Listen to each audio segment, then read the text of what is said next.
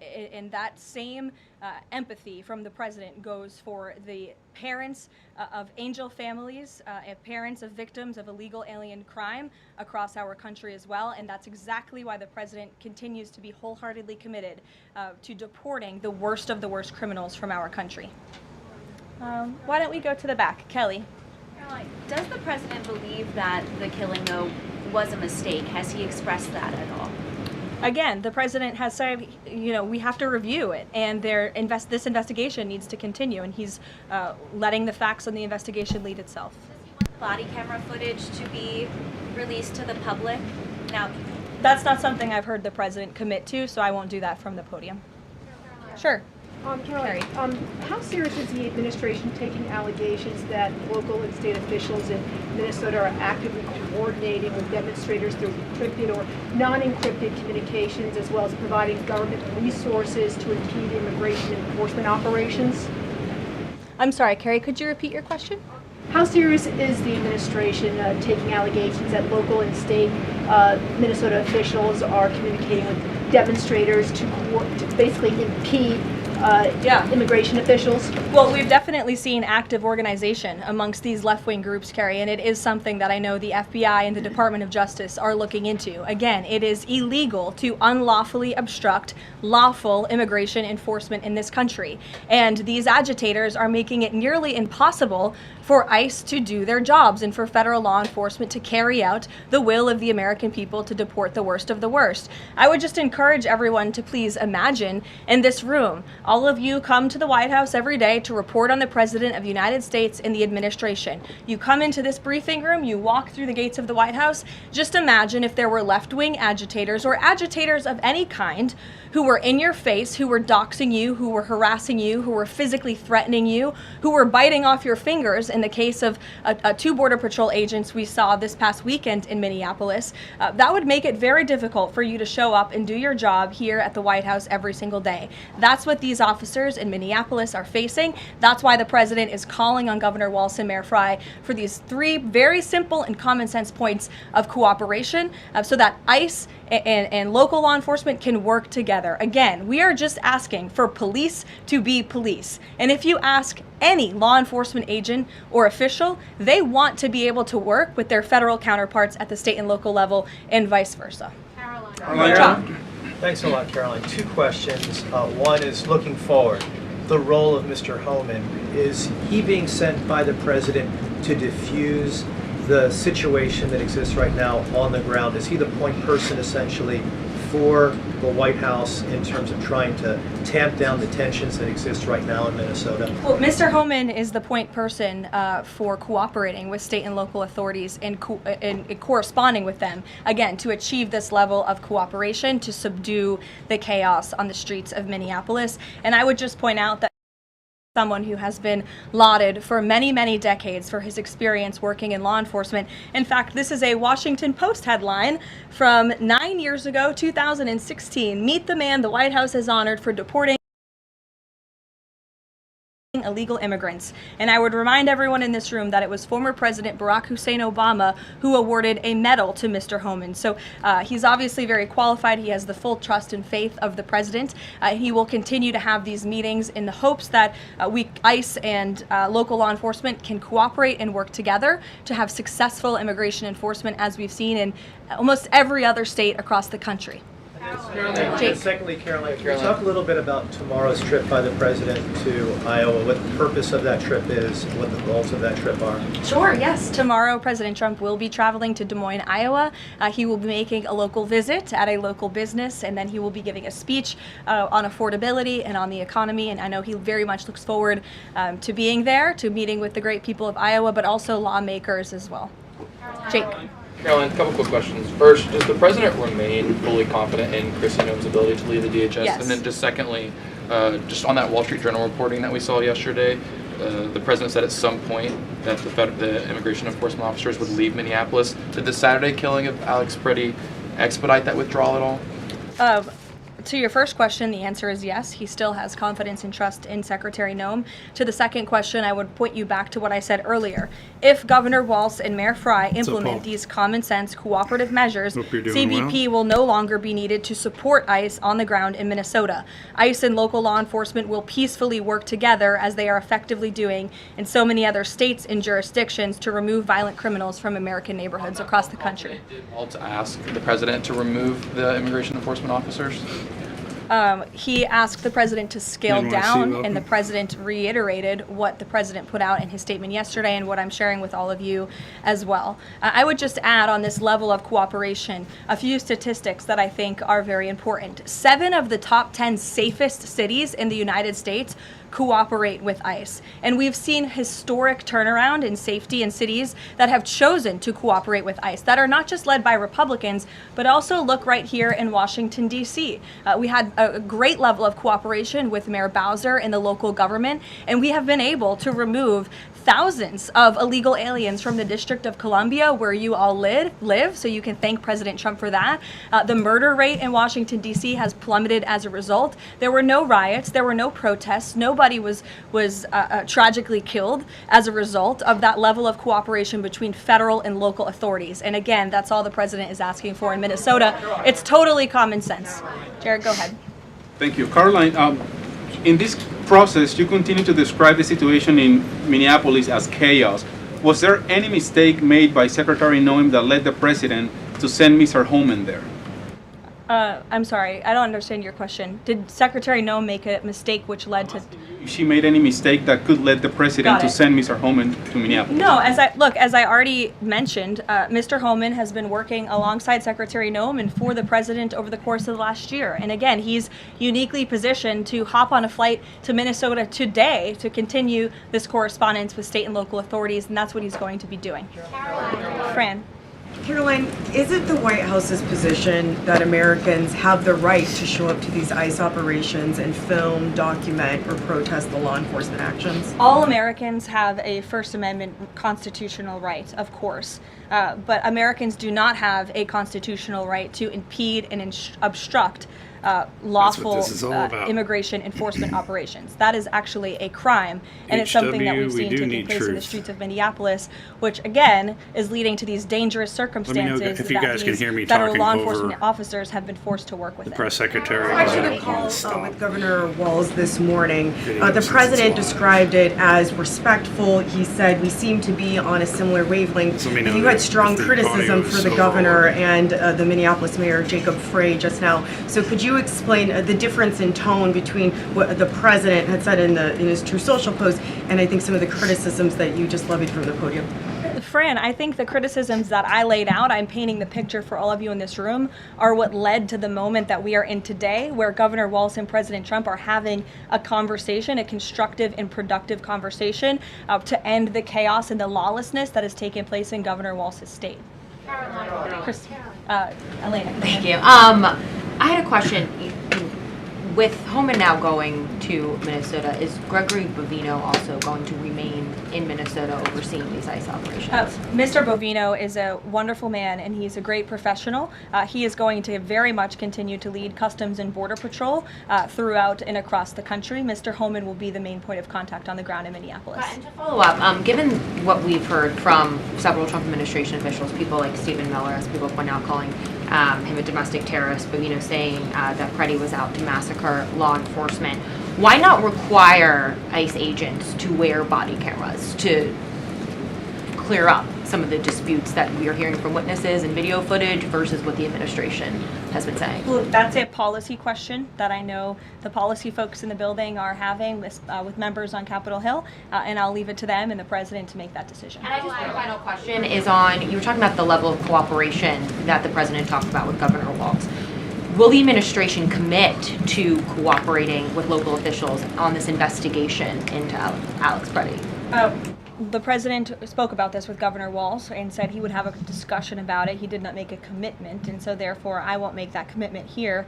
I would just remind all of you in the media, because I've seen a lack of reporting on this fact, there are investigations into what took place on Saturday. The Homeland Security investigations and the FBI have teamed up for an investigation, and there's also an internal CBP investigation, an internal review of what is happening on the ground in Minnesota. The president supports those investigations, and as I've said repeatedly, he wants to see them move forward.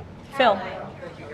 FBI Director Kash Patel said in a Sunday interview, quote, "You cannot bring a firearm loaded with multiple magazines to any sort of protest." Does the president believe the Second Amendment rights remain in effect even when protesting? The president supports the Second Amendment rights of law-abiding American citizens. Absolutely. There has been no greater supporter or defender of the right to bear arms than President Donald J. Trump. So while Americans have a constitutional right to bear arms, Americans do not have a constitutional right to impede lawful immigration enforcement operations. And any gun owner knows that when you are carrying a weapon, when you are bearing arms, and you are confronted by law enforcement, you are raising the assumption of risk and the risk of force being used against you. And again, that's unfortunately what took place. Keep in mind, the left did not ask the same question from the press during January 6th. People who showed up, if they had guns on January 6th, were terrorists. But in this case, it's okay. We'll continue to enforce our nation's immigration laws, especially deporting the worst of the worst criminals in Minnesota who have committed violent offenses. And I would just remind all of you that this important work is continuing to be carried out. In just the last few days, I'm happy to provide this packet to anyone in the room. ICE has arrested multiple violent criminals, illegal aliens within Minnesota. Many of them have convictions for assault, driving under the influence, fraud. This individual here I'm looking at was an aggravated felon with multiple convictions for larceny, fraud, and forgery of checks, vehicle theft, drug possession, domestic assault, inflicting bodily harm on another, criminal convictions of larceny, identity theft, again, charged with driving under the influence. These are extremely dangerous people who Governor Walz and Mayor Frey have allowed to roam on their streets, and all the president is asking for is cooperation to arrest individuals like this and deport them from the United States of America. I'll take a couple more. Go ahead. Okay, so this weekend the president posted that this is a cover-up of the fraud in the state of Minnesota. He also posted Minnesota is a cover-up. These both happened after the shooting. So given that these came after the shooting, what is the this here? What is the cover-up he's alleging? Yes, it's a good question. I've spoken with the president about this at length. What the president is referring to is the fact that you have Governor Walz and, again, the mayor, who have been encouraging these left-wing agitators to come out and to harass and to dox and to threaten ICE and to make this conversation about and smear lies about federal law enforcement who, again, are just trying to do their jobs in an attempt to distract from the widespread, massive fraud that has taken place in their state.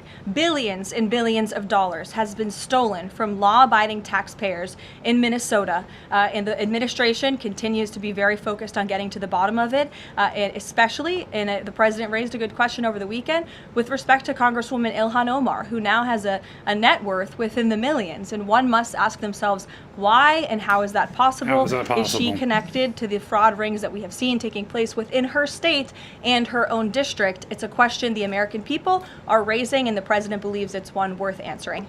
Haley. Thanks, Caroline. I want to go back to some of the comments from Stephen Miller and Secretary Noe. You've made clear the president wants to see the investigation play out when answering some of the questions on the specific details. Is he concerned that some of those definitive statements made by other officials risks public perception of the credibility of those investigations now playing out? Again, the president believes that these investigations are credible, they are continuing, they are active, and he wants to let them play out. Alex. Caroline, thank you. Is the administration willing to separate DHS funding from other funding bills in order to avoid a broader shutdown? Look, at this point, the White House supports the bipartisan work that was done to advance the bipartisan appropriations package, and we want to see that passed. Policy discussions on immigration in Minnesota are happening. Look, the president is leading those discussions, as evidenced by his correspondence with Governor Walz this morning, but that should not be at the expense of government funding for the American people, which would include, as you know, Alex, FEMA funding, and we are in the midst of the storm that took place over the weekend, and many Americans are still being impacted by that. So So we absolutely do not want to see that funding lapse, and we want the Senate to move forward with passing the bipartisan appropriations package that was negotiated on a bipartisan basis. And secondly, there's another round of Russia-Ukraine talks this weekend, Sunday. I wonder if you can walk us through with the president, how he'll be involved in that, if at all. We'll be talking to President Putin, President Zelensky ahead of those meetings. I'm not tracking any scheduled calls at this point in time. However, the president remains deeply involved, and of course he's being apprised by his advisors, namely Jared Kushner and Special Envoy Witkoff, on these talks. They had a multilateral meeting this past weekend, which didn't get a ton of coverage, but that was historic in nature, where the president's team has really brought two sides of this war to the table together to move the ball closer towards peace. So the president is not giving up on the peace process. He obviously just met with President Zelensky when we were in Davos, Switzerland, but I'm not tracking any calls scheduled for this week. On one more foreign policy point, I will point out, as you all saw, the last remaining body of the hostages, Israeli hostages in Gaza, has been returned. This is a huge foreign policy feat for the President of the United States, for the State of Israel, and frankly for the whole world. The President made the impossible possible, and so it's great news for the President, for the United States, for our allies, and also for peace in the Middle East. And I understand that more than 20 new additional countries have also signed up to join the newly established Board of Peace with respect to the rebuilding of Gaza, which is another historic accomplishment for this president. So thank you all very much, and we'll see you in Iowa tomorrow. Did the president talk to us?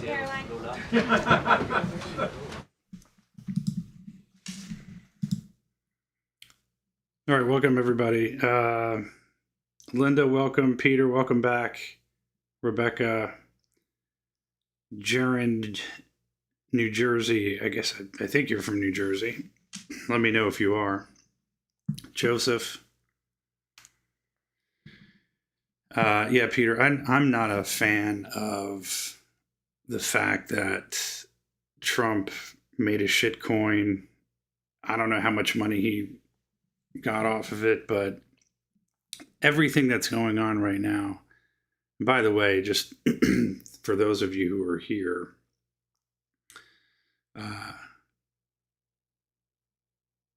Zregords Kurek, welcome from Poland. Let us know how things are going on out there. You guys are way more based than America is, for sure.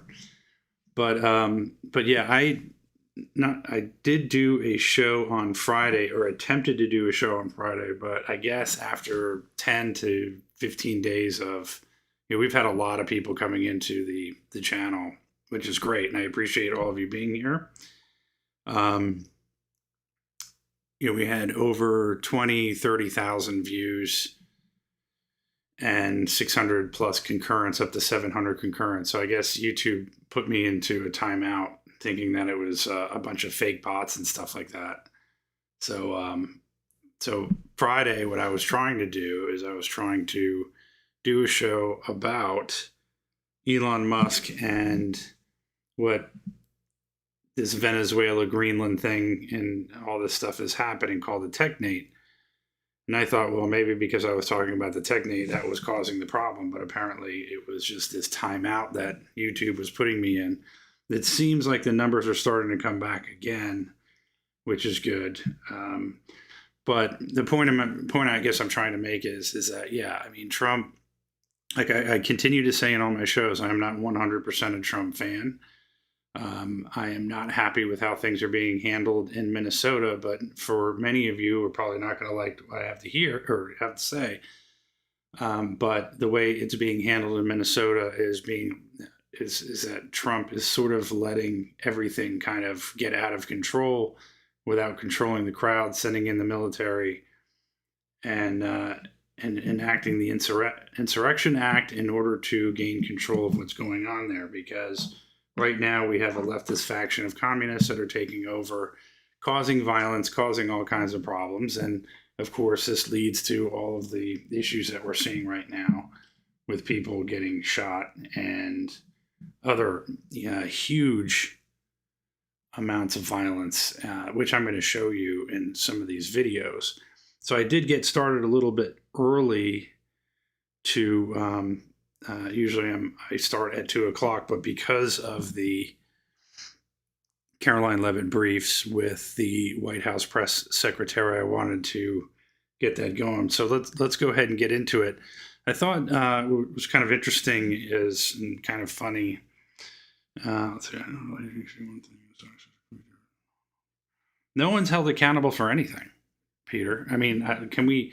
I think at this point, can we all agree that nobody is held accountable? It doesn't matter what side of the aisle you're on, and I think what we have to do now is we have to come to the realization it's the American people, the middle class taxpayer against everything else. The billionaire. Somebody said last week, it's us against the billionaires, and really that's the technocracy, the billionaire class, the people they're the ones that are making the rules, and they're all on the same team, and they're all against us. So I think what we need to do is just stop with arguing amongst ourselves as American voters and middle class taxpayers. And I don't even, Peter, you're not even American, I don't think. But anyway, I mean, the same thing is going on in UK and other parts of Europe. But we all have to stick together, and we all have to, stop fighting amongst ourselves. No, I mean, the ICE agents are doing their job. And see, this is the other thing, that the problem that people, that we get into is that there is no other way of enforcing the law in removing people who are here illegally because these people don't want to leave. So the only other way that you can do it, there is no other way, is to have ICE agents doing their job. And what's happening is you have a group of other people that are trying to stop it from happening. So, so there's no way around it. If it's just like with any sort of law enforcement act, no matter what you, in order to, that's why they're called law enforcement. Law enforcement is enforcing the law. The law is you need to leave the country because you're not allowed to be here. Other countries have those laws. Other countries enforce those laws. But for whatever reason, America is allowed to just let people come in, and then everybody has to end up paying for it. And that's the point of law enforcement, is there's no other way. Some people leave voluntarily, but it's not even close to the amount of people that are living here illegally. So there, you have no choice. There's no other way around it. You absolutely, positively have to have federal agents or some sort of agency to remove the people that will not leave. So let's take a look at this.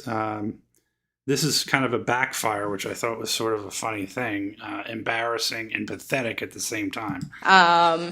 So I'm Somali. I'm proud to be Somali. To me, being Somali isn't just eating bananas with rice. It's a lot. It's like it's an interesting thing. It's very hard to describe what it means to be Somali and what it means to be American, but it's like a cultural fusion. It's kind of like the bananas and rice.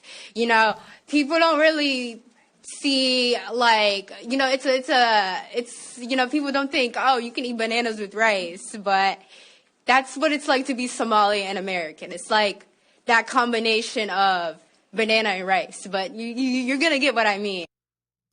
No, I don't get what you mean. I don't know. Maybe you guys who heard that understand what you're saying, but this is crossing the border is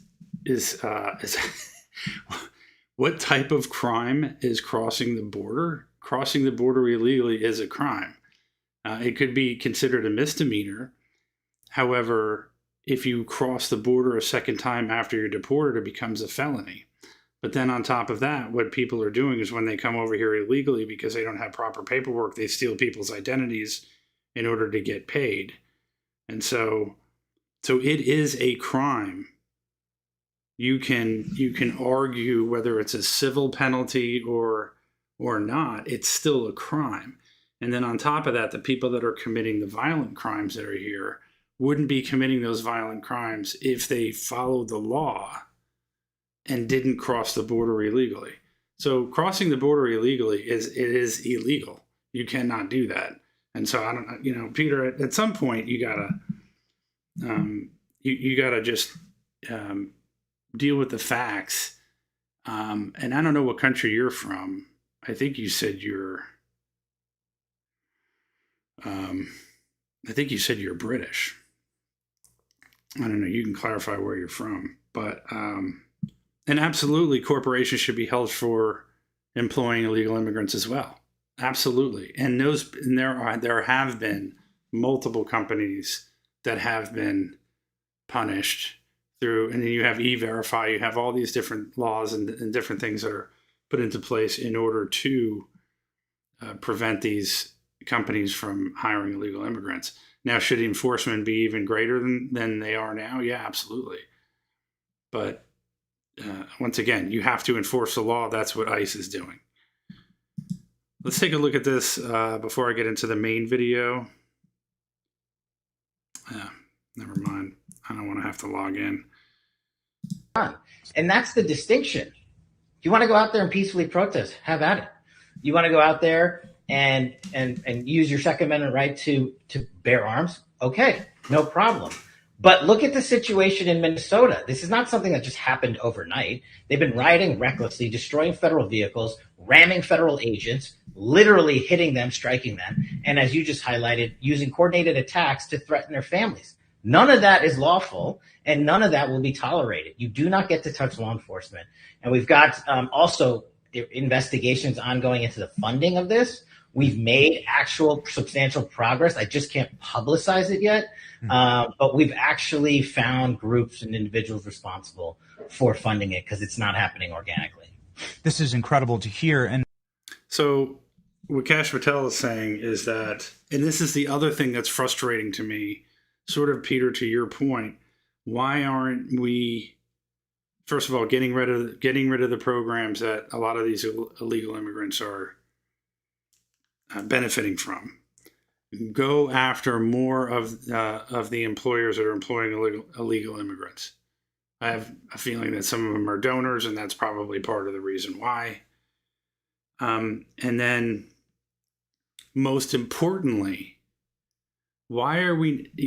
I think we all can agree, no matter what side of the aisle that you're on. I think we can all agree that somebody is behind the scenes that is funding all of this.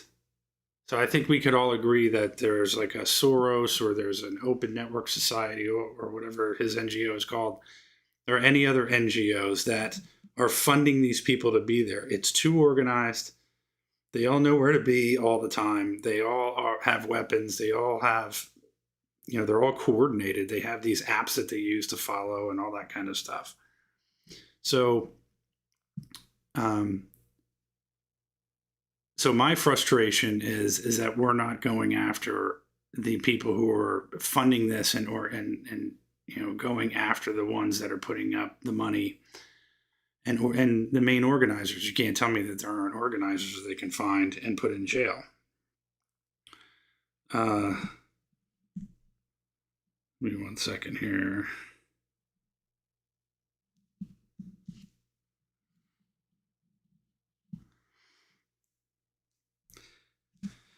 All right, Peter. All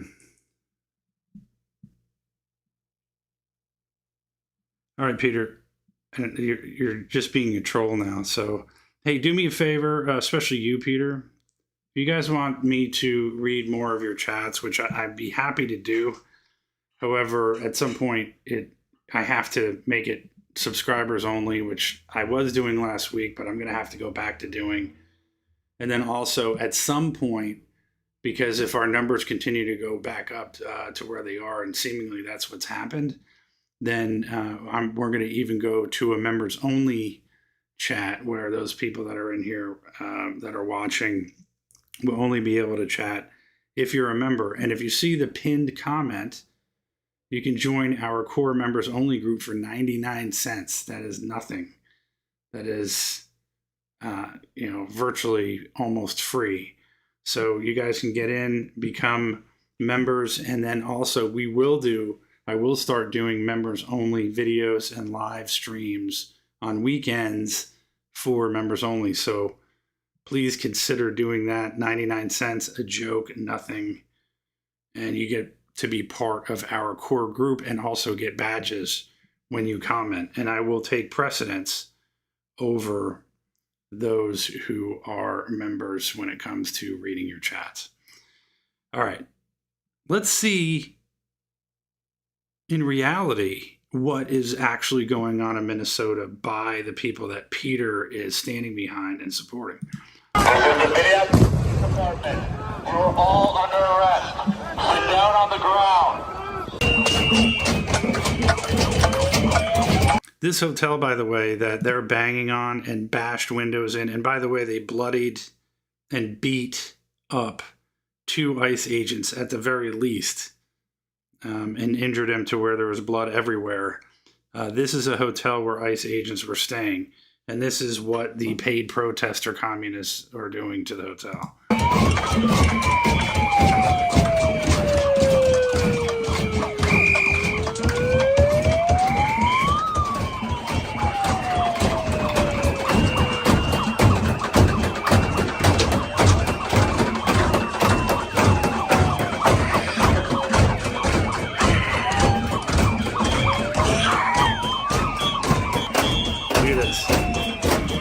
Look at this. They've broken all the windows, spray painted, assaulted people. Then they're trying to build this new thing. Like, remember what happened in Seattle when they took all of that junk and threw it out in the middle of the street and tried to create their own little city?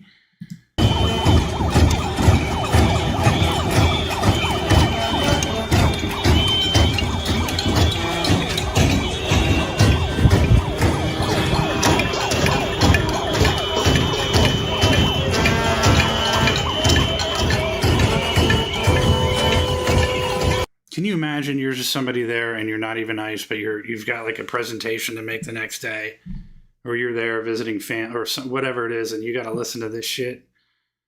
I mean, a bunch of maniacs.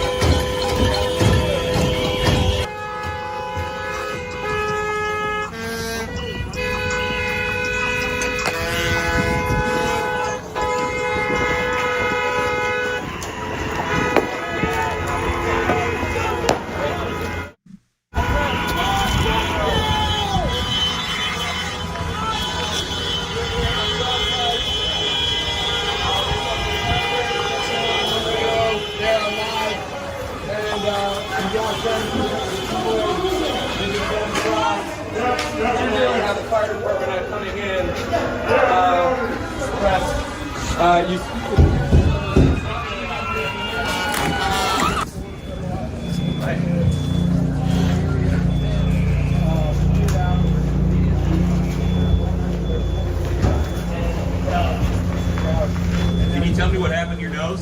No. So this guy was bleeding from his nose. I think he got punched or something.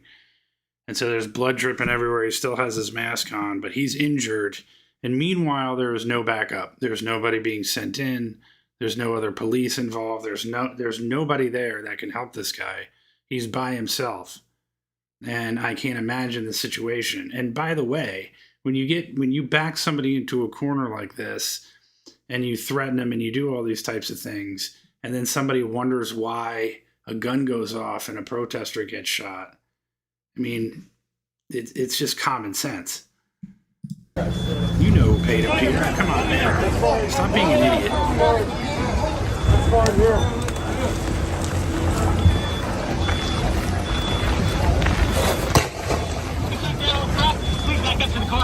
Yes, sir. Oh, all the way. Okay, got it. Police Department. You're all under arrest. Sit down. This is the Minneapolis Police Department. You're all under arrest. Sit down on the ground. This is a lawful order for the Minneapolis Police Department. You are under arrest. Get out of here. Let's go. Keep moving. Let's go. Keep moving. Kash Patel is going to come out, and if he does his job, we will start seeing who he already said he knows who's paying them. So you may not believe the FBI director, and I think they should have a better FBI director than Kash Patel, but if he's saying they know who it is, then obviously they're getting paid. And for you to say that they're not getting paid, people are, when they're being interviewed by people on the street, they're saying, yeah, I'm getting paid to do this. They are saying that they are getting paid to do this. So are they lying, Peter? Are they lying and saying that we're getting paid just to make that stuff up? I doubt it.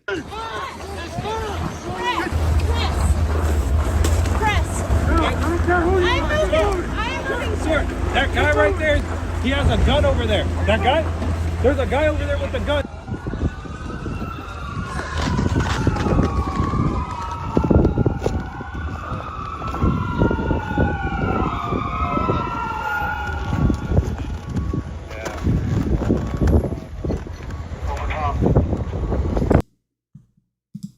This morning, a growing number of Republicans are joining Democrats, calling for a full investigation into the killing of Alex Preddy by Border Patrol agents in Minneapolis. What we're seeing on TV, it's causing deep concerns over federal tactics and accountability. Senator Bill Cassidy calling the situation disturbing, writing the credibility of ICE and DHS are at stake.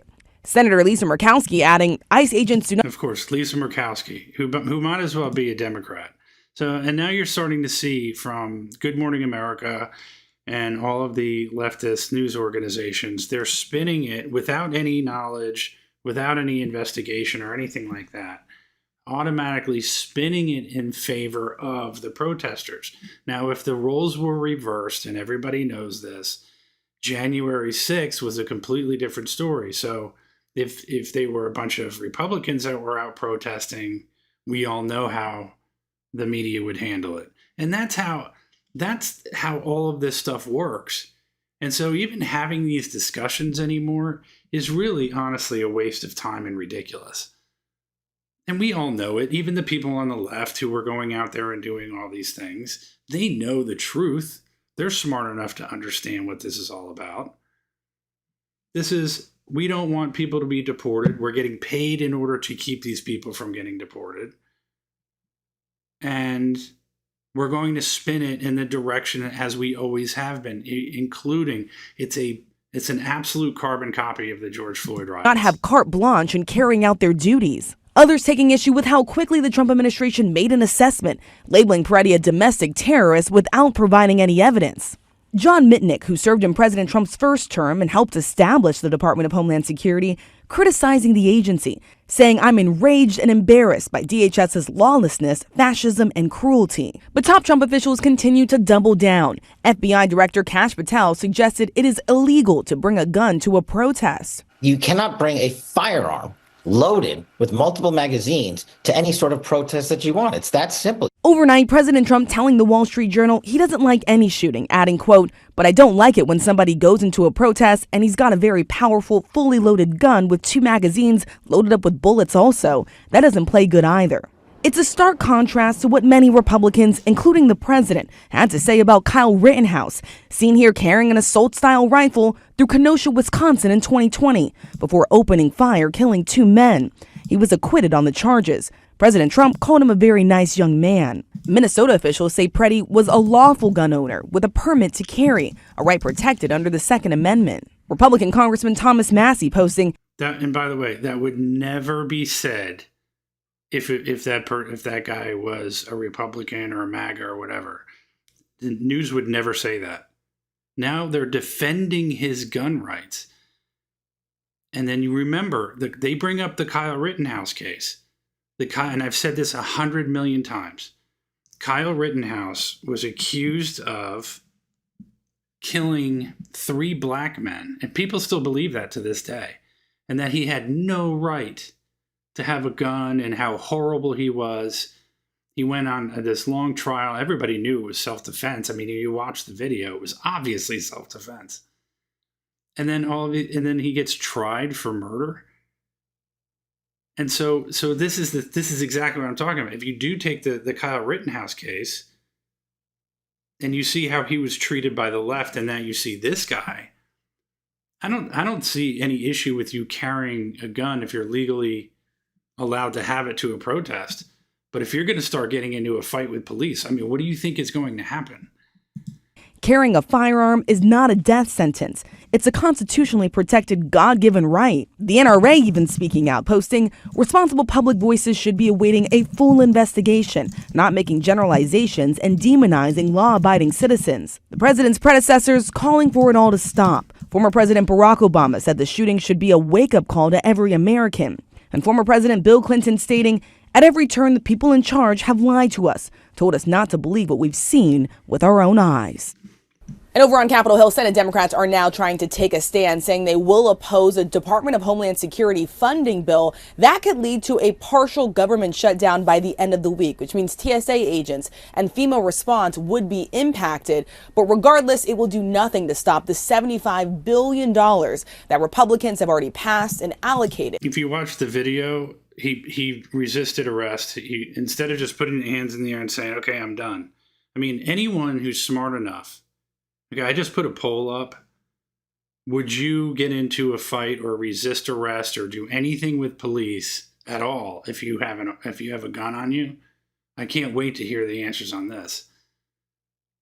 But he just like everybody. It's now the in thing to resist arrest. Like, it's okay to resist arrest with police now. 20, 30 years ago, no one would ever in their right mind resist arrest. If a cop told you to do something, you do it, and then you take it up in court. But this guy takes it upon himself to, okay, first of all, he tried to help her, and then when the cops tried to bring him down, instead of saying, "Okay, put your hands up and say, what, I've got a gun on me," or whatever, it just avoid the entire situation. If you rewind all the way back, he was standing on the sidewalk. He should have just stayed on the sidewalk. What are you doing getting involved in fighting with police? You shouldn't be doing that. He should be smart enough that somebody might take it the wrong way if you have a gun on you. Toward funding ICE. All right, we got a lot of people in here commenting. It's out of control.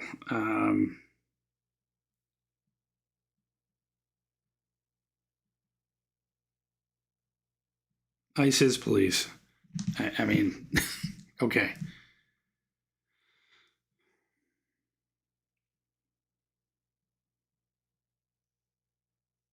All right, guys, listen, if we have people who, have comments and their constructive criticism or whatever, like I said before, I don't mind the comments, but if you guys are going to just hurl insults all the time, we'll just, it's real easy to get you out.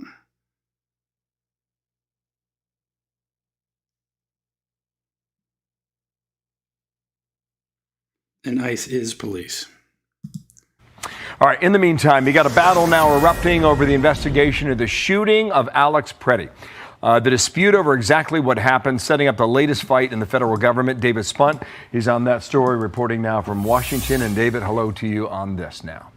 Well, hi, Bill. Good morning. President Trump announcing just a couple of hours ago he's sending border czar Tom Homan to run operations in Minnesota, reporting directly to him. Listen, there's a lot of internal frustration among members of DHS, specifically Customs and Border Protection, ICE, also Department of Justice over the killing of Alex Preddy, the second American citizen to die this month at the hands of law enforcement. That frustration is growing. Our colleague Bill Malugin hearing from more than half a dozen sources involved in immigration enforcement who say the frustration stems from DHS officials on TV putting out statements to describe Mr. Preddy as a domestic terrorist who was there to, quote, inflict maximum damage, end quote, or federal agents conducting a, quote, massacre, even though the video angles show the opposite story. DHS responding to Bill saying, "We have seen a highly coordinated campaign of violence against our law enforcement. This individual committed a federal crime while armed as he obstructed an active law enforcement operation. As with any situation that's evolving, we will work to give swift, accurate information to the American people as more information becomes available." Now, FBI Director Kash Patel says that the Bureau is assisting the Department of Homeland Security, who is leading the investigation on the ground, involving the agent that shot and killed Mr. Preddy over the weekend. Patel said this about Preddy, who was found with a loaded handgun. Watch. No one who wants to be peaceful shows up at a protest with a firearm that is loaded with 2 full magazines. That is not a. And for anybody defending the guy showing up with a gun, then you should also defend anyone that showed up on January 6th with weapons as well. And that didn't happen from the left. Everybody from the left said that anyone who showed up on January 6th, oh, well, they were armed. Well, I thought it was okay to show up to a protest with weapons, but now it's not okay. This is the problem. This is the hypocrisy from the left. Peaceful protest, and you do not get to touch law enforcement. You do that anywhere, this FBI is going to be leading the charge to arrest those. And of course, it's simply too early to get any word from the Justice Department on any potential charges, if there are charges at all involving this unnamed officer. But right now, too early in the investigation. All right, David, more to come on this, certainly. David Salent, big story. Thank you, sir. Dana's got more now. And want to bring in Alpha News journalist Liz Collins. She is based in Minnesota. Liz, how about this news that President Trump is... Peter, talking about moving the goalpost. A protest is a protest. Now you're saying depending on where it is, that makes a difference. Come on, man. Please stop. Sending Tom home in there. Is that welcome news in Minnesota? Do you think it will make a difference? Yeah, I was speaking actually with a couple police officers on the state and local level, Dana, this morning, and they welcome this news as yet more vandalism they saw overnight to a Minneapolis Hilton hotel property. Vehicles outside that hotel also damaged by rioters last night as this weekend of chaos continued now in the wake of the shooting death of Alex Preddy on Saturday. As we heard, that shooting now under investigation at both the state and the federal level as well. President Trump acknowledging that. But there is also Morsavita, you're acting as if somehow everybody in that moment knew exactly what was going on. The guy that shot him didn't know he was disarmed. Somebody else yelled gun, gun, gun, and that's why he shot. So you're saying it was an execution.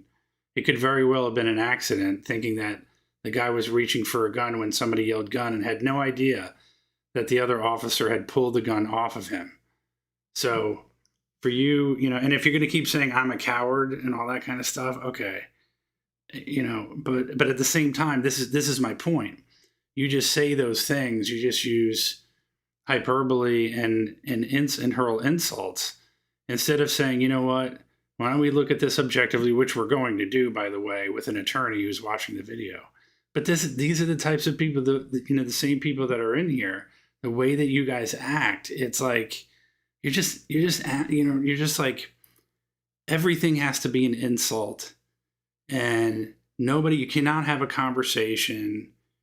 And it's just a shame. It's just pathetic.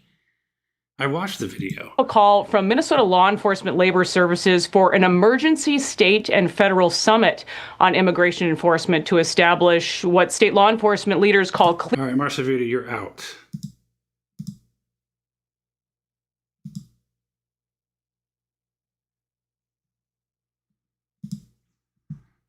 I'm not. If you, like I said, if you want to make comments and say I disagree, no, this, whatever. But if you're going to hurl insult after insult after insult, what it does, it takes away from the conversation. Then other people are going to be afraid to comment because they don't want to be criticized in that way through insults, vile insults. So if you can't respect other people's opinions and you have to throw insults at people, like Peter and I, we can go back and forth. But, and it's fine. You can call me a snowflake, but, Peter, you're just as bad. So, but I'm keeping you in here. If I was really a snowflake, I'd get rid of you. clear, coordinated policies for enforcement and detainers, saying what is taking place now is unsustainable. We saw that again last night. A lot of frustration, I can say, from my sources, as you had federal agents calling for backup, and Minneapolis police were nowhere to be seen as they were under attack at this hotel, actually getting into the hotel, spray painting it, and leaving behind, of course, thousands of dollars in damage. Right. Yet again, cops are saying, though, that they really need to break up these groups that are following their every move and tracking them, and they don't see things changing until something like that happens. Liz, for this possible summit that you're talking about, would that include the possibility of the state saying, okay, this is where we can work with the federal government to try to find criminal, illegal aliens to get them to leave? Yeah, to clarify, the P320 is the one, and I know this from personal experience. The P320 is the one, and then people are saying that it went off on accidentally, possibly. That's not what happened. Plus, the whole thing with the SIG P320 happened back in 2017. Those things were corrected since that, those serial numbers at that point.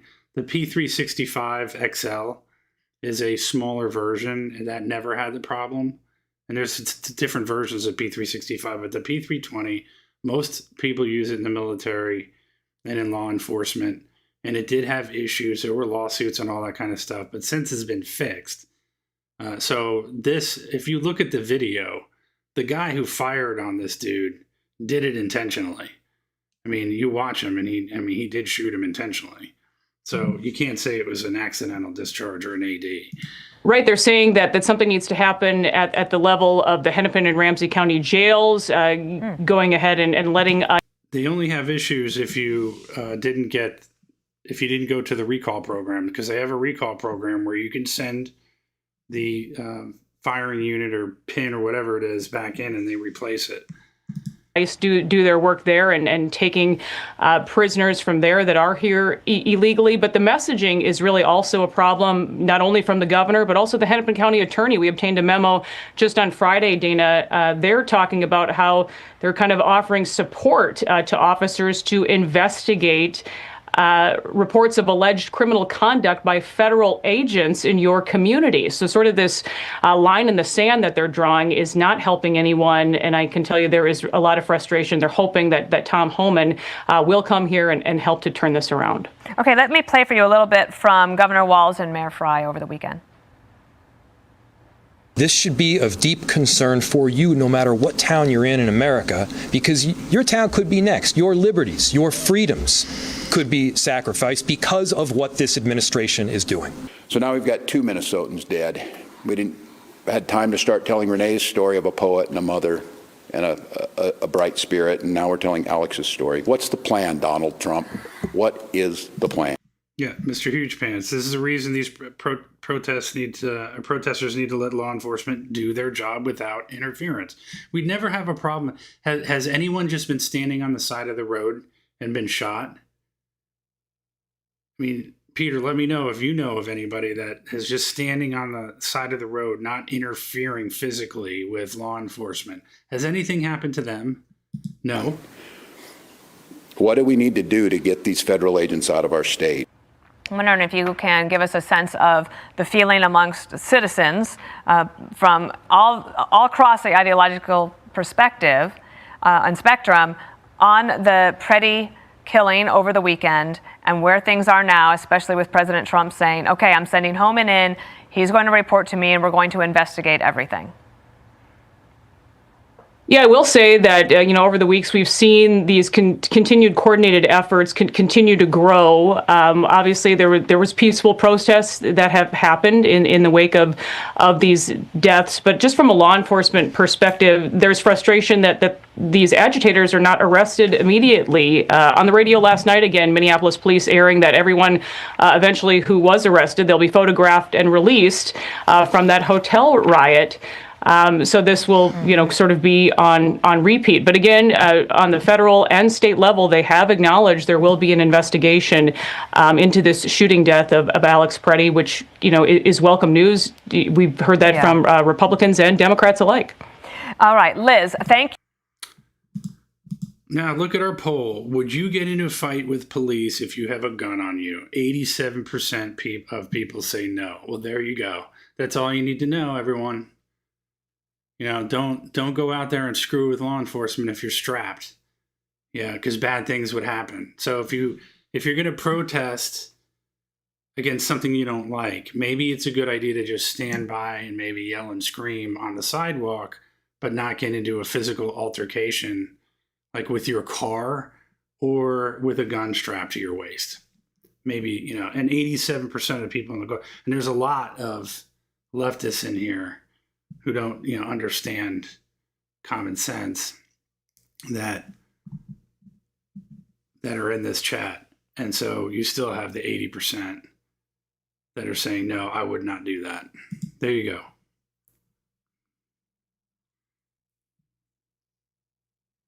you're making my point, Peter, on January 6th. I mean, January 6th, it was a problem then to have a gun on you, but now it was your, I mean, even they were saying it on The View today.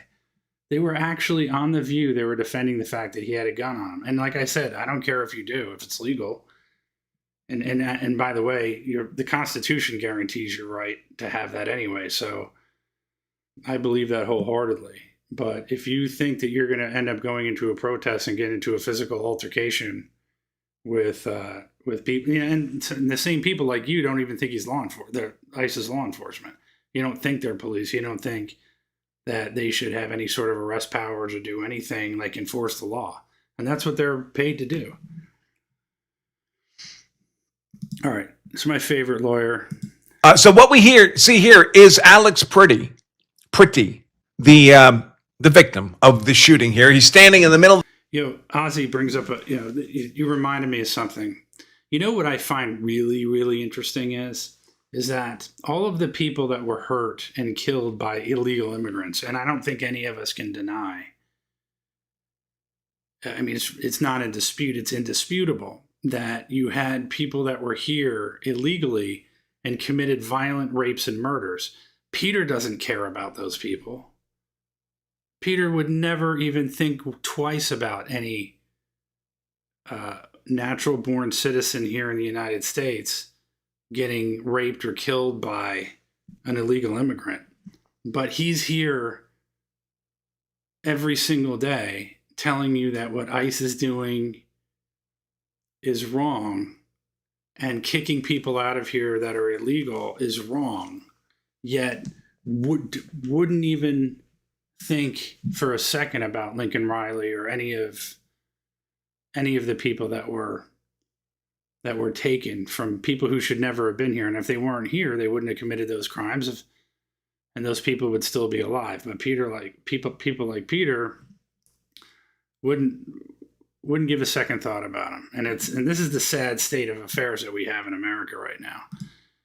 The street. He appears to be calling just road traffic through the ICE operation. Now, it's important to understand what's happening here. This is not like a generalized protest outside an ICE facility, with people holding signs and, been in the same location for long periods of time. This is a... Yeah, I mean, I realize he's here to antagonize, and he's been good enough to where, but at the same time, Peter, like, do you even care? Like, answer me this. Do you even care about what happened to anybody that was hurt or killed by an illegal immigrant? Yes or no? I'm curious. I guarantee you won't answer that question. You'll dance around it and say some other silly little thing, but we'll just answer that question. Do you care at all about anyone that was hurt by an illegal alien? Team of ICE agents who have set out to arrest a particular criminal, convicted, illegal alien. And so they have What's the better way? I mean, here's a conversation that we need to have. What better way do you remove someone here that's illegal? I'm all ears from everybody that disagrees with what I'm saying and thinks that ICE sucks. Tell me how you do it. Now, Peter, at least I have enough respect for you where you're saying, yeah, those people need to be removed. Most of the people that are in here that are against what I'm saying don't want them to be removed. They're okay with protecting people that commit crimes. My question then is, how do you remove them? I was on a space a few weeks ago that has, 100,000 people in it. And one guy who's on there all the time, he thinks we should have checkpoints everywhere. You don't think these leftists are going to go around to these checkpoints and start beating up ICE agents there? Of course they are. Without ICE, how are you going to do it? They're not going to leave on their own. Not all of them. Particular name, they're going after a particular person in a particular location, and they've been followed there by the people unlawfully impeding. They are doing targeted enforcement. They're going around to areas where they know that these people are, and they're arresting those people where they are, and they're still getting beaten up by leftists, man. And I agree with you, they need to go after more employers, but they already are. I mean, there are a lot of employers that are being held accountable for hiring illegal immigrants.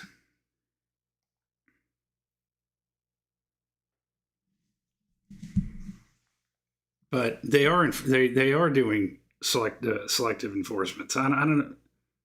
That's not an answer. ICE operations for the purpose of unlawfully impeding ICE operations, honking their horns, blowing their whistles, shouting, physically obstructing ICE operations, and so forth. All right, Alex Preddy there in the street. He's pretty obnoxious to this car, points his camera at their face. He's walking out here, and we see him. Now, you see four people in this frame. A woman in a white jacket, she's going to get pushed to the ground by an ICE officer. Alex Preddy, another woman, and then the ICE officer in question walking up behind them. And the ICE officer is attempting to stop their impeding their operation, forcing them back from the scene. It looks like she's already forced this dark-clad woman back. Alex Preddy seems to be protecting her. He's got an arm around her shoulder. He'll put his arm. Giannis is you're right. They're not. It's not only can they not go hard enough because they're constantly being, and this is all paid for and targeted and organized. But Trump is not doing what he should be doing, and he should be enacting the Insurrection Act and going after the people that are trying to impede law enforcement and send the military in. Otherwise, this is just going to continue to happen, and all these bad things are going to end up happening because he is not doing what he was voted in to do. And that's what makes me just look at all of this and go, what is going on here?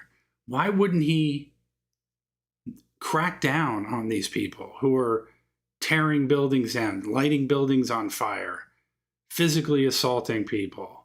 Why are you letting it happen? And he's let it happen before, and I don't understand. Around her waist, he's placing himself between that woman and the ICE officer pursuing that woman. Again, that is impeding. This white... I'll tell you what, Peter, I'll answer your question when you answer mine. And you still haven't come up with a good answer yet. Jacket woman is also impeding. She's now engaging the ICE officer. The ICE officer tells her to get back. She won't. So the ICE officer shoves her back. She falls down, and Alex Preddy now physically engages the ICE officer. So the ICE officer sprays him in the face with OC, another shot of OC. This is all a lawful use of defensive force by Alex Preddy went hands-on with the ICE officer. You're not allowed to do that. I mean, that's a criminal assault. That's a felony assault on a law enforcement officer, too, in addition to the impeding. Now, more ICE officers have... And that's what people don't... They always leave out, and that's why it's good to listen to somebody analyze it who's a lawyer. So far, he's already committed 2 crimes, which are both, he said, felonies. Impeding the law enforcement officer and then getting into a physical altercation with him. So according to this lawyer, he's already committed 2 crimes already. Come in to aid their colleague. It becomes a generalized fracas. Alex Preddy is not complying with arrest. He's not complying with orders. He's resisting all of these. Now, so there you go. Here's a lawyer saying he's resisting, which I think everybody can see that he's resisting law enforcement officers. You may say, well, they're pushing him around and he fell to the ground and he's on his hands and feet. But from the officer's perspective, he's not simply complying. What's the name of George Soros's organization? I think it's like Open Societies or something. Him and Alex Soros. It's well known that they fund these things, and there's many others. And by the way, the ones who helped let a lot of the immigrants in is also funded by the United Nations. So I have a whole list of the NGOs in my notes here. But they're NGOs funded by our federal government. Alejandro Mayorkas, during the Biden administration, basically ignored all immigration. He just allowed all of that to come in. Why he hasn't been prosecuted, I have no idea. But this guy was responsible, obviously Biden, but who was responsible for letting all these people in. But the NGOs, I've got lists of all the NGOs also funded by the United Nations. So there's a lot of them, but the main one that a lot of people would recognize as Alexander and George Soros. With lawful detention. And this is where the fracas becomes more general. And we're going to switch here to the stabilized video. But this point right here, where Alex Prete goes hands-on the ICE officer, after the ICE officer pushes the woman in the white coat, right there. That is Alex Prete committing a forcible felony good for 8 years in a federal prison. Okay, there you go. Committed a felony that he would serve 8 years in prison for. Okay, before anything happened. Jewish Family Services, Hebrew Immigrant Aid Society, Jewish Communal Fund, Catholic Charities Diocese. Those are just a few. United Nations knowingly and deliberately worked along with NGOs and drug cartels to facilitate illegal immigration. The IOM, which is a division within the UN, the International Organization for Migration, worked on a cash-based intervention. $1.3 billion is probably way higher than that was used.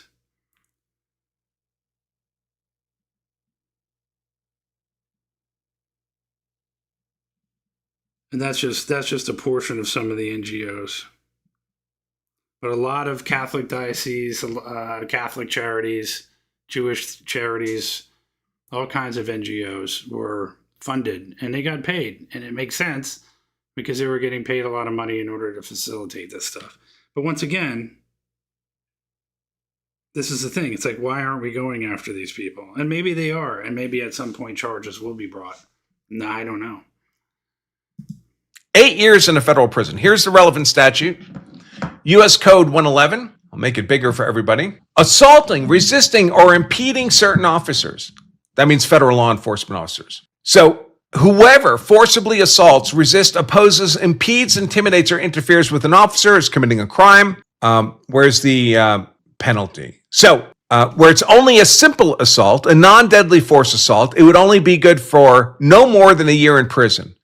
But where the assault or Okay, another advertisement. Guys, in the pinned comments, if you want to join, because at some point we are going to go to members only chat, so I can read all of the chats reasonably and not stop the content. It's 99 cents. Now, I know you leftists probably are too cheap to join, and that's understandable because you want the taxpayer to pay for it, but it's only 99 cents. So you guys on the left, you can't afford 99 cents to join so you can be part of the discussion. Honestly, come on, you're better than that. impeding involves physical contact with the victim of that assault, the federal law enforcement officer, they'll be fined or imprisoned not more than 8 years. So it's an 8-year felony to do this. Alex Prete has now committed an 8-year forcible felony on a federal law enforcement officer. You think he's subject to arrest? Of course he is. You think he's legally obliged to comply with that arrest? Of course he is. Does he get to fight the ICE officers? Does he have the right to do that? No, he does not. He doesn't have the right to do this. He doesn't have the right to do anything to these ICE officers, acting within the scope of their official duties. And he's now a violent felon suspect subject to lawful arrest. And the violence is important because now the ICE officers coming in to make his arrest have to be concerned that he'll escalate the violence. And with the officers, as they come in, that effectively turns this, even at this stage, into a fight because of Alex Prete's noncompliance, into a fight where guns are involved. Because even if you don't know Alex Prete has a gun, which he does, all the officers have guns. And anytime an officer is hands-on with a suspect, there's always a risk an officer's gun will be taken. And if it's a number of officers, it's not just your gun that's at risk, it's the gun of every officer involved who's at risk. Many police officers are shot with their own guns. This is a real risk of the profession. So it's effectively a gunfight, even if the only guns were police guns. But of course, as we learned, that's not the case. Alex Prete brought a gun with him as well. A gun reportedly he was licensed to carry, although only if he had his license on his person, which he didn't do. Mysteriously, He just showed up at this protest without his wallet, without his personal identification and his concealed carry permit. Oh, that's interesting. I didn't know that. Did everybody know that? That he just showed up with a gun but didn't have any ID on him? T-Man, I carry with a backup mag. 10 millimeter, but I would never go mess with an officer in the street. There you go. There's a man with common sense. It's less and less these days. It's really, really sad. It's unbelievable. This, of course, is common among protesters, so they can avoid being identified when they're arrested for their misconduct at these protests. It's not an accident that so many of these people suddenly, on this particular day, all showed up with no identification on them. It's not an accident that Alex Prete didn't have his wallet on him. And I'm told it's only a $25 fine if you don't have your concealed carry permit on your person, which is great. I mean, I don't think it should be a fine at all. I don't think it should be a legal requirement to have it on your person. But the fact that it wasn't by accident tells you something about Alex Prete's state of mind, motivations, and intent on going to this protest, which it's not. He's not carrying a sign. He's only there to impede and obstruct federal law enforcement. Exactly. Which, again, the moment he does that by contact, it's an 8-year federal felony. All right, let's take a look now at the stabilized. Redo G-Bad, not effing with ICE would have saved him. Exactly.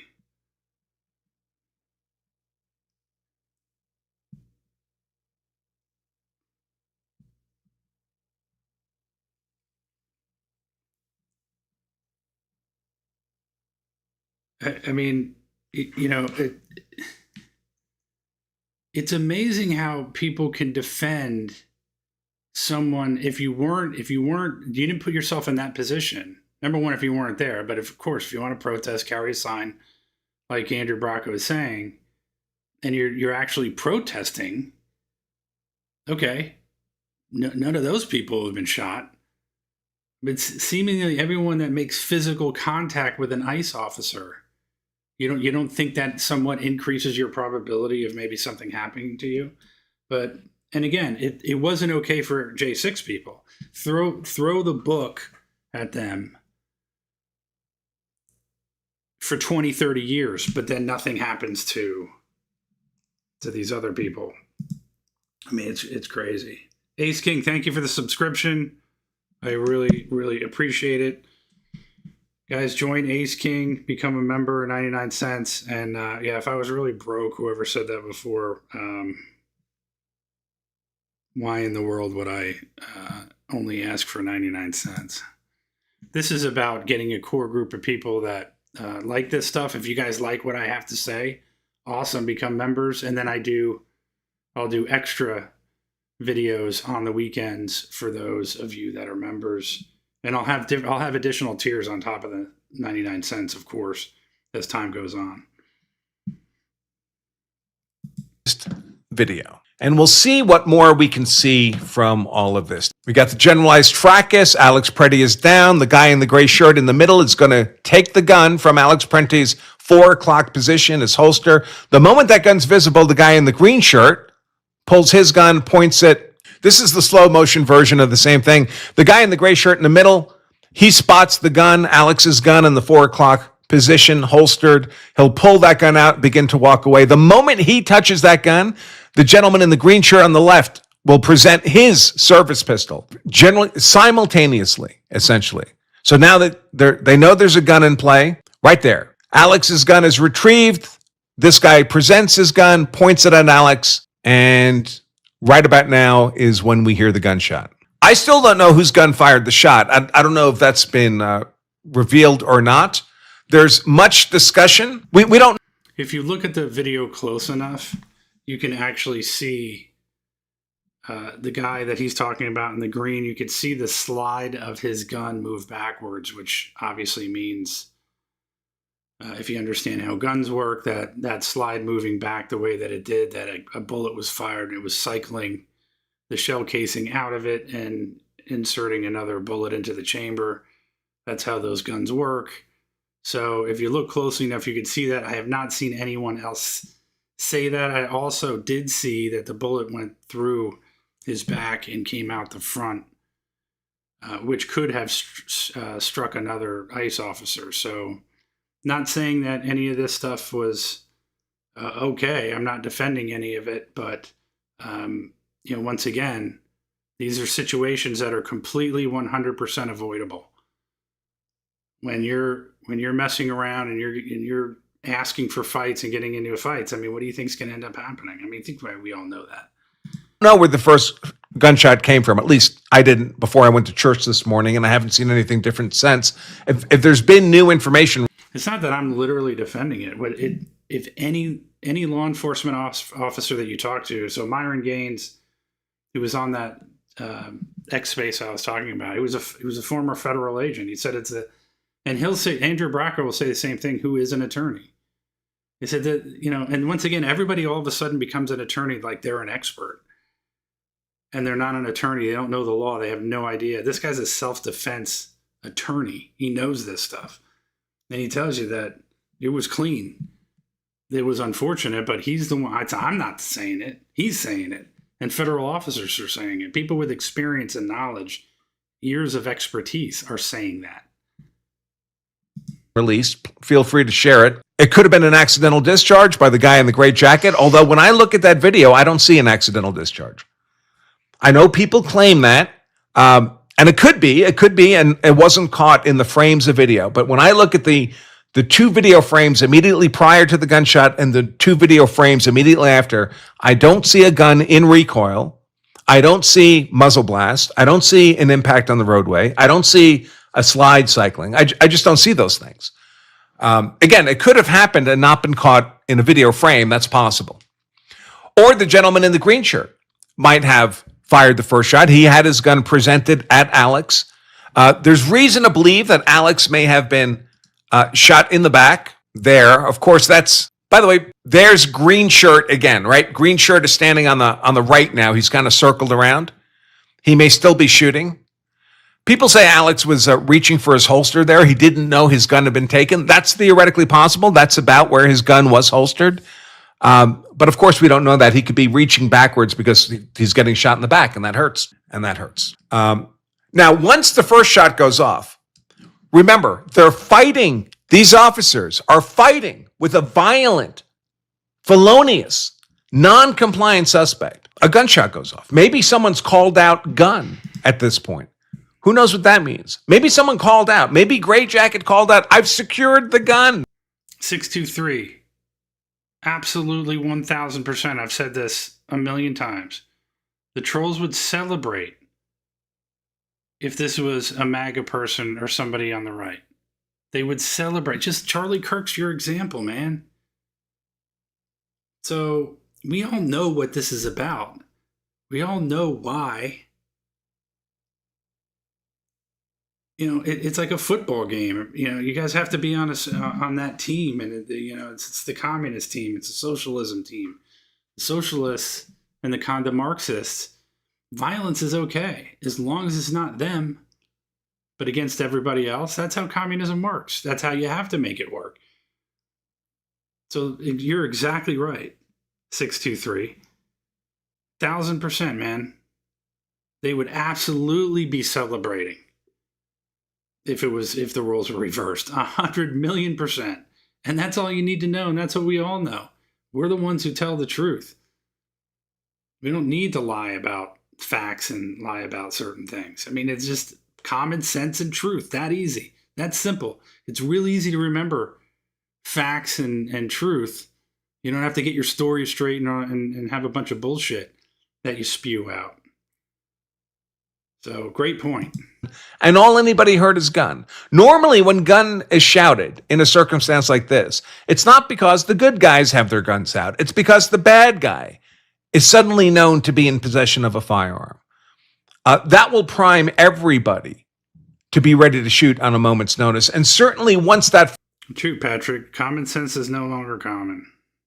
First gunshot goes off, whatever the source, you're almost inevitably in this kind of heated circumstance going to end up with what's called sympathetic firing. I'll share an anecdote. So years ago, I was in a shooting class. In fact, it was this shooting class. It was Masad Ayub.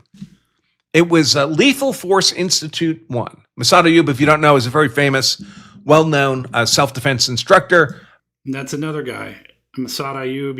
You can search him on YouTube. Guy's like 90,000 years old. He knows all the gun laws, self-defense laws, all that stuff. So these guys are experts when it comes to firearms, firearms safety, firearms training, what the law is, what you should and shouldn't do. The reason I focused my legal career on use of force law is because of Masad Ayub. 1996, I took Lethal Force Institute, and it completely blew my mind. As a young attorney, I'd never been exposed to that depth of knowledge of use of force law. We lawyers are not taught this stuff in law school in any depth. All the self-defense law I got in law school was maybe 5 minutes in the first year criminal law course. That was it. And when I took Masad Ayub's class, it blew my mind. And I said, I'm going to master this field of law, which is, of course, is what I've done. But part of that class is a shooting class. And for several days, we're on the range, we're shooting our handguns. And the signal for shooting to start firing was always a whistle. One of the instructors would blow a whistle. That's when you start pressing the trigger and firing rounds. And the last day of the class, they have us all line up. We point our guns at the targets downrange. We gently place our fingers on the trigger, but we don't fire yet. And Masad Ayub tells us, very important, he says, this time, the signal to fire will only consist of me shouting the word fire. If you hear any other stimuli, you are not to fire your gun. Well, what does Mas do? He doesn't shout fire. He blows that damn whistle. And one student on the firing line heard that whistle, and like he'd done for the 3 prior days, he fired his pistol. Okay. Now, those of you that were here earlier, when I was playing that video of the protesters breaking windows in the hotel lobby, spray painting, all that stuff. What did you hear? And what do you hear in all these videos if you're paying attention and watching these videos? You're hearing constantly, you're hearing whistles. So they're purposefully, and by the way, an auditory way of trying to affect officers could be construed as illegal. But to his point, why are they blowing whistles all the time? Are they not trying to get an officer to shoot in a situation like that? Are they not trying to impede officers in a way to where they might make a mistake and hurt somebody to where they can now go and say, see, look, ICE is Gestapo, ICE is this, ICE is that. Do you honestly think that they're not trained to do this stuff? And it just goes to show you, why are you doing that? Why are you so organized where everybody's got a whistle for some reason? And it just goes to show you the intent and what they're all about and what they're doing. And what scares me and a lot of people, I think, is that people aren't really realizing here. And somebody made a comment that it's not communism. Absolutely, it's communism. You know, these people that are doing this stuff are not, they are absolutely 100% Marxist communists. I mean, that's undeniable. But that right there is an important point. That he goes during a training class, goes and blows a whistle. Why do you think all these people have whistles? And then what do you think happened? The moment that first gunshot went off, the entire line, me included, we all fired our guns, even though we'd just been told not to under those circumstances. That's called sympathetic firing. Very, very common. And of course, in a law enforcement context, the officers have the additional benefit of being able to rely on the perceptions, understandings of their fellow officers on the scene. Every cop knows that the other cops are seeing slightly different things, and they're allowed to rely on the other officer's judgment. 2 weeks from today, on Saturday, February 7th, I'm doing a free webinar. It doesn't cost login information. It's a live webinar taught by me. All right, so there you go. Okay, one more Andrew Brackett, and then I'll call it a day because we went on a little early. It says, well, it doesn't say It doesn't align perfectly with the facts of this situation. It doesn't say an administrative warrant can be used to enter a home to effectuate an arrest. None of these cases are perfectly aligned with the facts we're discussing with ICE entering homes to secure otherwise lawful arrest of illegal alien fugitives subject to a final order of deportation, or as Shipwreck had said, we'd already have the correct answer. If there's a burglar, an invader in your home, he has no reasonable expectation of privacy as an invader. And is not an illegal alien fugitive subject to a final order of deportation? Is he not an invader of our nation, of our national sovereignty? I would suggest he simply has no Fourth Amendment rights at all. So no warrant would ever be needed to secure him.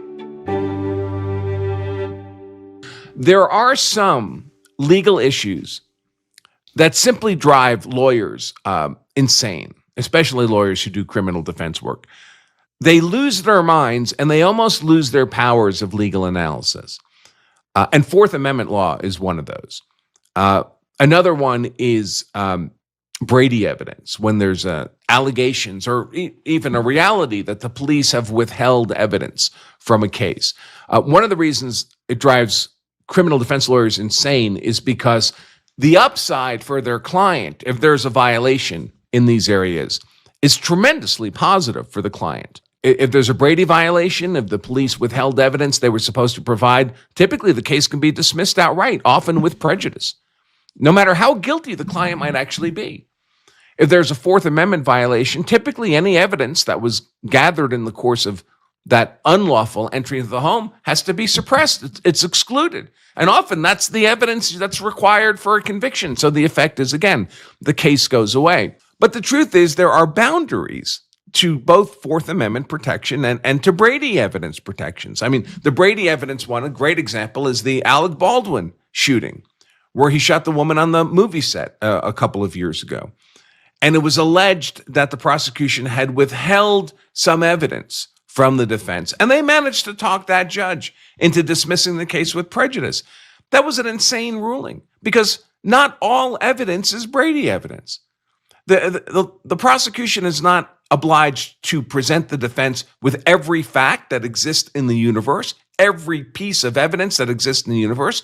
They're obliged to present the defense with any material evidence, evidence that is relevant to the criminal charge or any legal defenses that would be raised to that criminal charge. So evidence that is not material, is not Brady evidence, need not be presented to the defense, and it's not a violation of any kind not to do so. The evidence in the Alec Baldwin case was not material. Yeah, if they're simple protesters, T-Man, again, bringing up another good point, why would you need ICE tracking apps? Like, that seems very, methodical, for the lack of a better word, organized. And as we know from all the protests prior to the Summer of Love and everything else, it was well known that a lot of these protesters didn't even live in the area, that they came from different states. So now it's different now? His charges or defense. So dismissing his case on the basis of that was simply bad law, bad legal reasoning by the judge. But again, lawyers go crazy when you talk about this. To this day, almost every lawyer I know, almost everyone says, oh no, the Baldwin case should have been dismissed because of the Brady violation.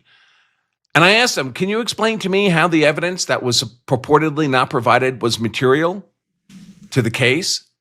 And they just changed the subject. They can't do it. The very concept of Brady violations drives them mad, in part, again, because of the benefit to their client. Alec Baldwin got to walk away from slaughtering that woman forever. No criminal liability. And Fourth Amendment law gets the same reaction out of many lawyers. If there's a Fourth Amendment violation, the evidence gets suppressed, their client walks free, generally. So they're very sensitive to the opportunity to argue a Fourth Amendment violation. But the truth is, the Fourth Amendment has limitations. First of all, it only protects from unreasonable searches and seizures, not all searches and seizures. Second of all, there are many circumstances in which police are allowed to enter a home non-consensually, without permission, without needing a warrant at all. A warrant is just one legal authority for an officer to enter your home. There are warrantless justifications for entering a home that are perfectly legitimate. One of these just came out of the Supreme Court just a few days ago. I think less than 2 weeks ago now. I didn't cover it. Maybe I should. But it's this case of Case v. Montana. You may have heard about it. It did cause a bit of a kerfuffle. I'm not going to read the whole case, but I'll read the summary here from the Supreme Court because it's an illustrative example of even a Supreme Court saying you don't always need a warrant. You don't always need a warrant. So I'm just going to share with you the first page here. Let me grab my red pen. Case v. Montana, decided January 14th, so 10 days ago. In Brigham v. Stewart, a different Supreme Court case, the court held that the Fourth Amendment allows police officers to enter a home without a warrant if they have an objectively reasonable basis for believing that someone inside needs emergency assistance. In this case, Montana police officers responded to the home of William Case after his girlfriend called 911 to report that he was threatening suicide and may have shot himself. The officers knocked on the doors, yelled into an open window, but got no response. They could see an empty handgun holster and something that looked like a suicide note inside, and they ultimately decided to enter the home to render emergency aid. When one officer approached her bedroom closet in which Case was hiding, Case threw open the closet curtain while holding an object that looked like a gun. Fearing he was about to be shot, the officer shot and injured Case.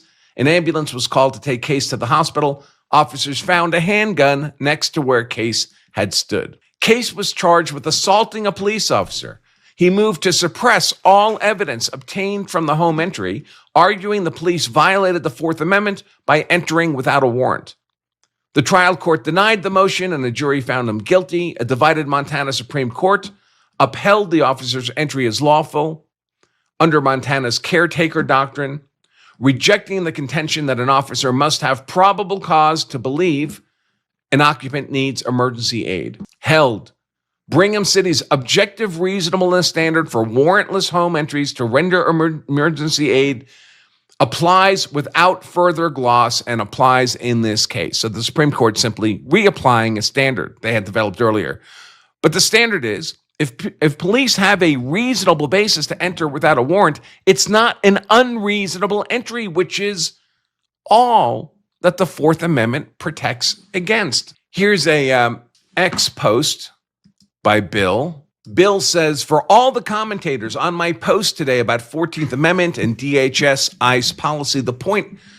so one of the things you get from people who are not lawyers, or at least they're not competent lawyers, is they'll say, like, show me a case that says that. First of all, there's not a case on everything. And that doesn't mean there's no law on it. Law exists in statutes, also in cases. It exists in the Constitution. Cases are not the only form of law. There aren't cases on everything. And if there were cases on every specific issue that anyone can talk about, you would never need legal analysis. You would already have the correct answer, right? Legal analysis is what you do when you have a legal question and the cases are not precisely on point. So you're looking for similar cases, and maybe the other side is looking to make those cases distinctly dissimilar. Guys, for those of you who are saying that ICE agents are not trained in de-escalation, I think you have to cut them some slack that they're having to make up for lost time. You have a tremendous amount of people that are here that they need to go after. And I don't think anyone really thought, I think they probably in the back of their minds, maybe like a little bit, but thought that they would get some resistance, but not the kind of resistance they're getting right now. And this started out real small, and now it's just outright crazy violence. So, I don't think it's fair to say that, the ICE agents aren't trained in de-escalation or they need more training. Yeah, perhaps they do, but time is of the essence and they have to get out there and do a job. What I would say is that Trump needs to put out the Insurrection Act, send military in, and start de-escalating all of these violent protesters. Once you do that, then ICE can just go do their jobs and they won't get constantly attacked physically and verbally. And things would de-escalate by doing that. But to put the onus on the training of de-escalation for ICE agents, I don't agree with. I mean, I think your heart's in the right place in saying that, but it's unrealistic and unfair. Distinguish those cases from the facts you're looking at. That's what legal analysis and argument is, when there is no already existing definite answer. So the fact that there's no case on something doesn't mean you're legal. I'm not making excuses for ICE. ICE is in there to do a job, and they should be allowed to do their job. And I said, a lot of people end up coming in here later and they don't understand or don't realize what I've said before in the conversations we had before. But there's no other way of enforcing removing people from the country that are here illegally. And in order to enforce that law, you need an agency in order to do so. And ICE, Immigration Customs Enforcement, is the agency that does the physical removal of those people. There's no other way around it. There's no other, and if you have another way that you know of, which you're not going to be able to come up with, but I'd love to hear it. Analysis is wrong. Your legal analysis is how you get to case law. Your legal analysis gets adopted, and now there is case law on the issue. But before there's case law, there is just legal analysis. The legal analysis is not illegitimate. It's how you get to the answer. So Bill writes, for all the commentators on my post today about 14th Amendment and DHS policy, the point of legal analysis isn't to answer the question. Another quick commercial break. For those of you that are here, we have another good amount of people. We had over 14,500 views. Several hundred people come through. Please consider joining our core members group. It's only 99 cents. Like I said before, it will give you access to members-only videos, which would be live streams that I'll do on weekends exclusively for members. And also, if you guys have topics during those live streams, you can send those to me, and I will definitely consider taking up those topics in our regular live stream. So link is in the pinned comment. Again, join our core members group. It's only 99 cents. Find me a case that says an administrative warrant can be used to enter a residence. There is no such case. That's what the legal analysis is a substitute. And yes, thanks 623. Andrew, if you're gonna, like I said, if you want to join a discussion and you have a differing opinion, that's perfectly fine. But don't spam the chat. I'm not gonna put. So if you do it one more time, you're out. There wouldn't be a need for legal analysis if the Supreme Court had already addressed the question and answered it.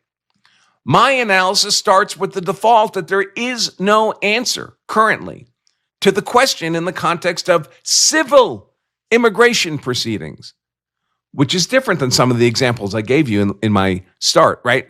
I said, hey, we know the courts allow the Article 2 officers to treat some people with less Fourth Amendment protection, right? Parolees, escaped convicts. Now, generally, those are in the criminal context. When we're talking about illegal migrants, we're generally talking about the civil context. An order of deportation is a civil action. It's not generally a criminal action. And that's a big distinction. Do you have the same Fourth Amendment rights in a civil context? All right, Andrew, I gave you a warning.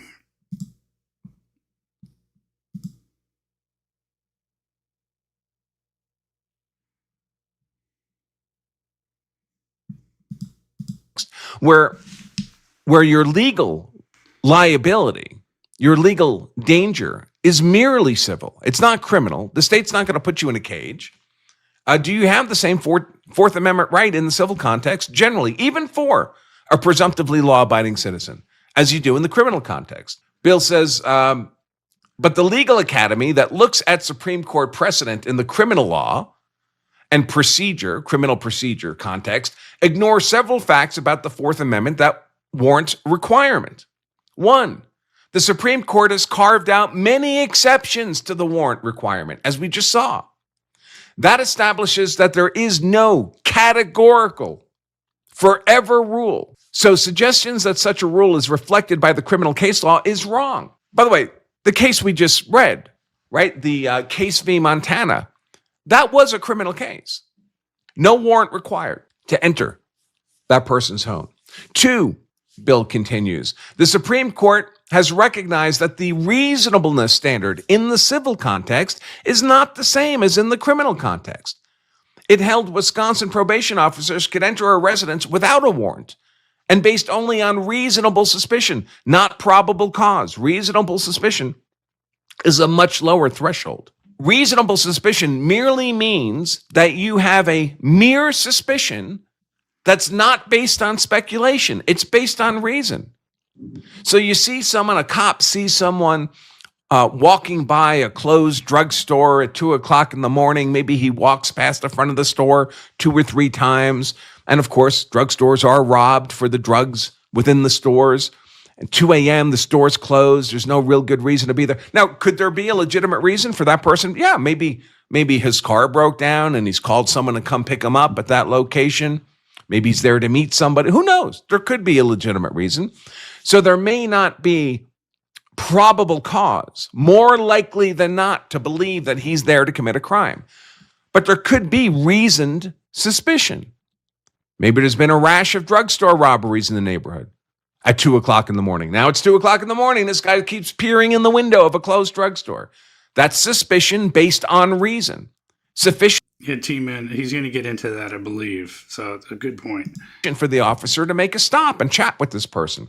So reasonable suspicion can be sufficient without any warrant to enter a home under certain circumstances, even in the criminal context. The Fourth Amendment applied, but reasonableness was not the same as in the civil context as it was in the criminal context. 3, enforcing a warrant requirement imposes a cost on government enforcement efforts, right? It's more effort. You got to go to a judge. You have to meet a higher legal standard. In some contexts, that cost must be paid.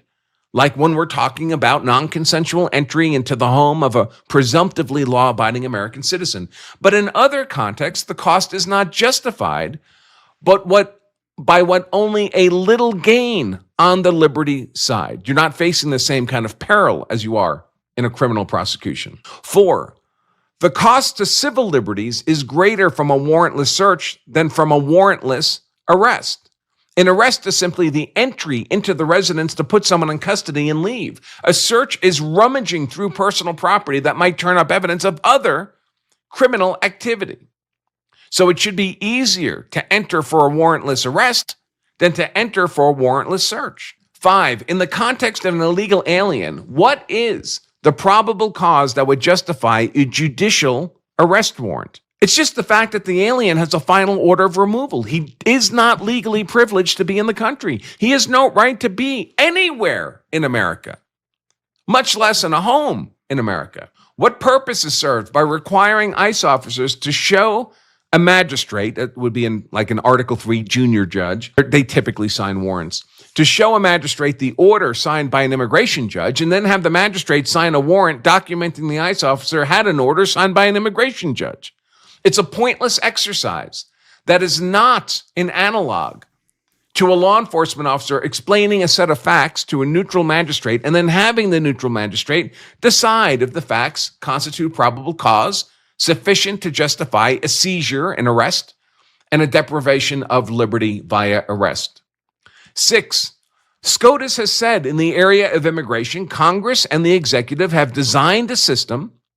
The judiciary needs to have respect for what those two have created and not create barriers in pursuit of a supervisory role that the legislature has denied it. Remember, the courts do not have infinite authority and jurisdiction. The unelected, black-robed, tyrannical, inferior federal district trial courts have only the jurisdiction that Congress grants them and that Congress does not deny them. And Congress has told the district courts, you don't have jurisdiction over immigration matters. We created an independent system, Article 2 immigration courts, for that purpose. They have jurisdiction. You, Article 3 judges, do not. He continues, those opposing the DHS policy should be intellectually honest enough to simply admit that they're so heated over this stuff only because they politically oppose Trump's aggressive immigration removal policy, if they understand the law at all, he says. And here's just an example. People are throwing cases back and forth. This was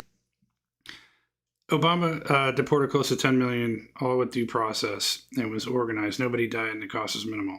I'm not so sure those numbers are accurate, but what I will say is that when he did it, of course, he was for deporting illegal immigrants. Now he's making why is he all of a sudden making comments that those people should not be deported when they're back, even before he ran for president? He said that it was even the Clintons, Bill Clinton said it was ultimately self-defeating to have illegal immigrants in the country. Obama said the same thing. We can't have illegal immigrants in the country. Now, all of a sudden, when Trump does it, there's violence. And do you think that it's because of the ICE agents that are going out and actually doing it? No, it's because the left has decided to hire these thugs, these brown shirts, to go out and screw with ICE and mess up the entire process. So you could say it was organized back then, but there weren't organized protests against it.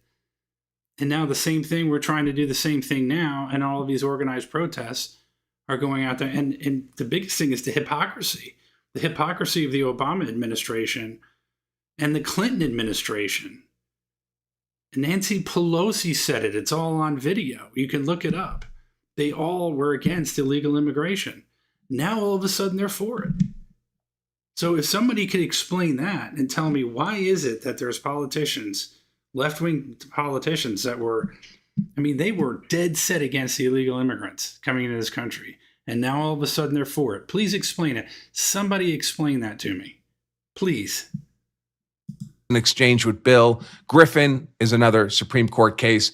Says, well, it doesn't say, it doesn't align perfectly with the facts of this situation. It doesn't say an administrative warrant can be used to enter a home to effectuate an arrest.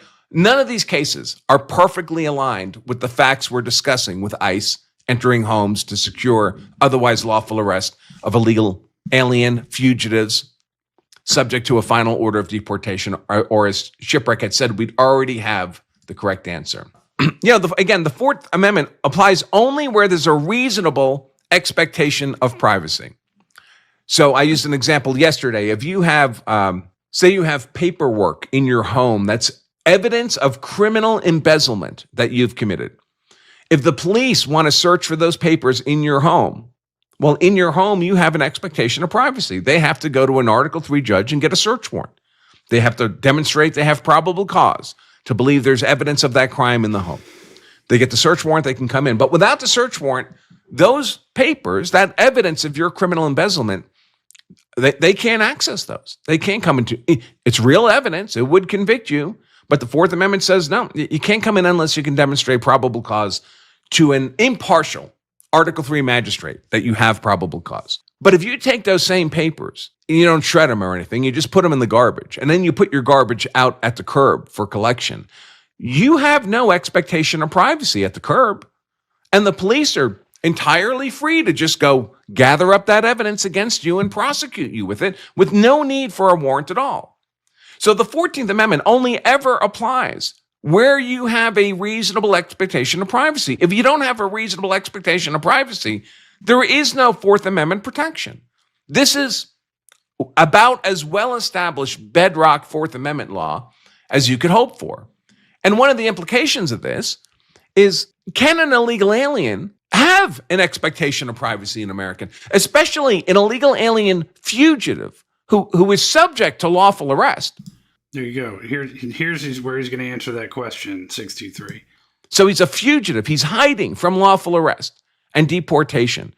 I would suggest that an illegal alien fugitive subject to a final order of deportation can have no more reasonable expectation of privacy anywhere in the U.S., including in a home in the U.S., than a burglar can have a reasonable expectation of privacy in a home he has invaded. If there's a burglar, an invader in your home, he has no reasonable expectation of privacy as an invader, and is not an illegal alien fugitive subject to a final order of deportation. Is he not an invader of our nation, of our national sovereignty? I would suggest he simply has no Fourth Amendment rights at all. So no warrant would ever be needed to secure him from otherwise protected property. Now, there's a video where there's a woman who, once again, was impeding ICE. She was blocking their cars and yelling for these people not to come out of the apartments. And she said, "I'm their lawyer," when the ICE agent was asking who she was. And she kept saying, "You need a warrant in order to go and do that." So here's somebody who's claiming, who knows if she was an attorney or not. There's no way of knowing for sure. And this is what she was claiming. But here you have Andrew Branca, who, and several other people that he's getting his information from to confirm it. That no, they don't have Fourth Amendment protection. So if ICE is, and this is another argument from the left, it's like, well, they can't go in there without warrants. They're doing it the wrong way. And this argument that Obama somehow did it the right way. Okay, well then what was the way that he did it? What tell me exactly how they did it, because no one, the only thing I've ever heard from anybody is you got to have checkpoints now, which is like ridiculous, because you're going to have the same resistance from these people. So it just happens to be what party is doing it and what's politically expedient. The left has realized what they can do is, by keeping these people here, is they can increase the amount of blue votes they get. That's all this is. They can stay in power by having more of these people come in because they gain votes that way. That's what this is all about. So, you could say it all day long, but bottom line is, nobody saw this kind of resistance from paid protesters. That's the difference. Violent paid protesters, the same people during the Summer of Love, the George Floyd riots. When Trump's in office, he's a fascist, and all these people go out with bricks and fire and flamethrowers and everything else. So, all right, anyway.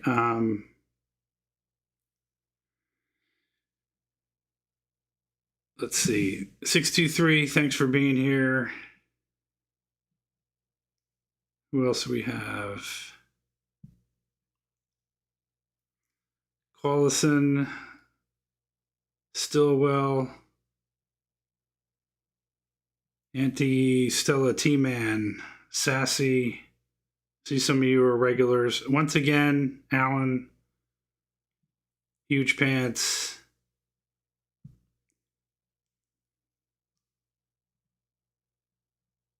Maggie.